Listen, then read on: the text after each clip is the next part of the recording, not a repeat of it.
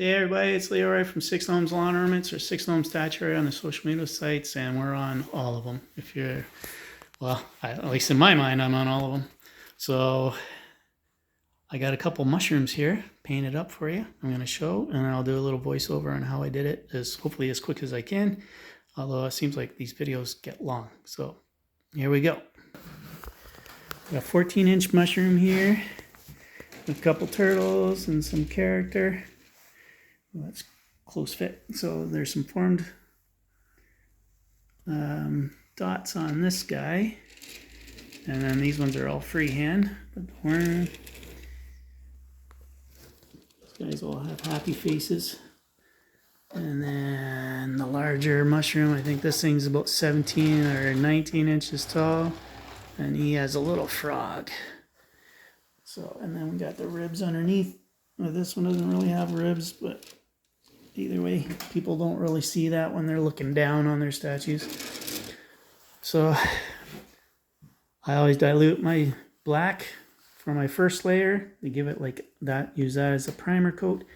And then that also helps with giving detail when you're dry brushing, especially with stuff like fur and hair and grass. The grass is, even though it looks different from, this is more of a smoother to more detailed. This thing has flowers, although I didn't paint the flowers in because these were for customers and I only charge a certain amount, and I'm already a couple hours over that time. So I used the dark hunter green, or a dark green, and then the dry brush light green, which I also use on the frogs and my turtles and bugs, because you want to keep your colors simple and stuff so that they all match. But the dark green is heavy or solid paint to a heavy dry brush, and then your green, then let it dry, and then do your light green over top, or your grass green. And then I use, on the turtle shells, I'll use a burnt umber. Sometimes I'll use a medium brown.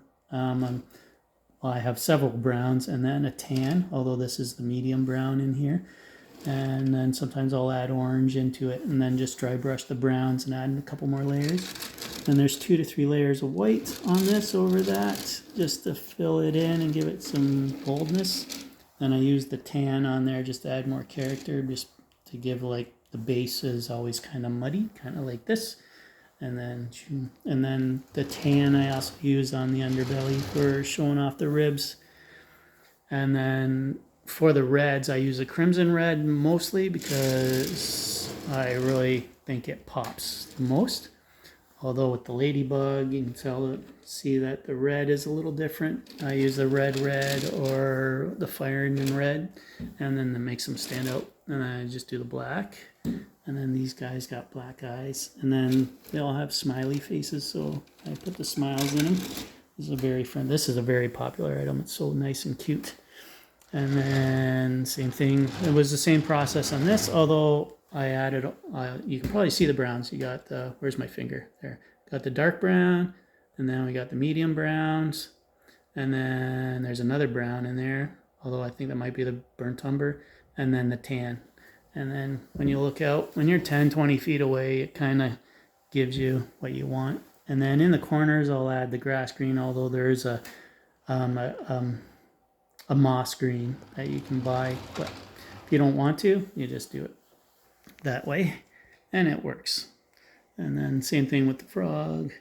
I use the dark green and the light greens, and then I mud it up a little bit with a couple layers of the brown, then I go over it with the green again if I want a green frog.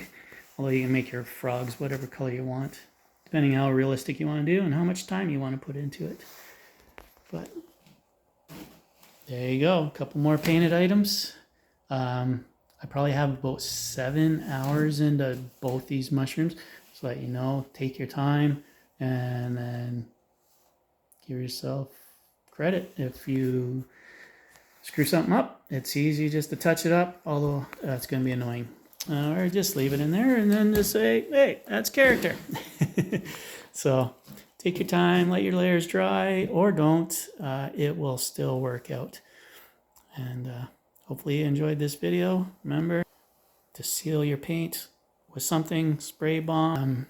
Works. It's just what, $15 a can now with taxes, maybe even $20 depending where you buy it and the type you use. You can use the urethanes as well, but they cost a lot more money. That low gloss sealer seems to work, and it dries fast, and it holds up for 2 to 5 years if you leave it outside full time. If you leave your statues outside full time, just try to lift them off the ground so the water can breathe, especially if your items are painted or clear coated. If you like the plains, if you like it in the natural look, then a Thompson's water seal works great. If you like no gloss, although it's still going to give it a bit of a wet look, but a lot of people like that natural look. So Thompson's water seal, and that'll help keep your detail in your statue much longer on your statue. So have a good day, everybody. Leroy here for Six Gnomes Lawn Ornaments. Have fun.